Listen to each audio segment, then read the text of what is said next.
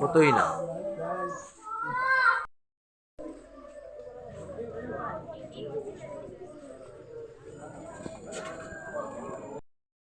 আমি চিনি না। তারপরে পাপলু আইছে, পাপলু আইয়া কইছে এর মতো বাজে মানে জেতা মন্দরে কইছে আলেকে বান্ডা আমি বাইরে সামনে মুখ দেখাই গো, আমি আমি কইরা কইছে তোমার কিচ্ছু হইতো না গো, আমি আছি তো। এটা হের মাথার মধ্যে এফেক্ট হইছে।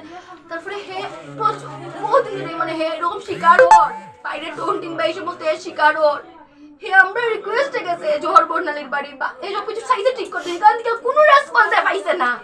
আজকে জোহর হয়তো 18,000 ফুটে জিততে পারে, এর কাছে কোনো রেসপন্স পাইছে না। হে একটা পাত্তা দিছে না রে আজকে। হে তো গেল গিয়া আজকে আমি কেমন মা মরতাম না। কঙ্কন পাপলু কি লিগে আইছে আপনার বাড়িতে? অপমান করার লিগে আইছে, অপমান জেতা মন্দর কথাবার্তা কবার লিগা। কঙ্কনে কিছু বাদ দিছে না, এটার ফাঁসি লাগে আমার। বাদ ও লোক কি তার আচ্ছা আপনি কি চান? কঙ্কন পাপলু কি চান? শাস্তি চান?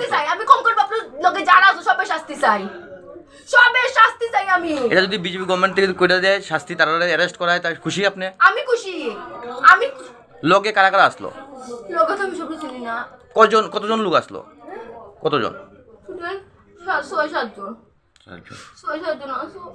আমি। আপনি বিজেপি গভর্নমেন্ট থেকে যদি তারা অ্যারেস্ট করায় বা শাস্তি দেয় আপনি খুশি?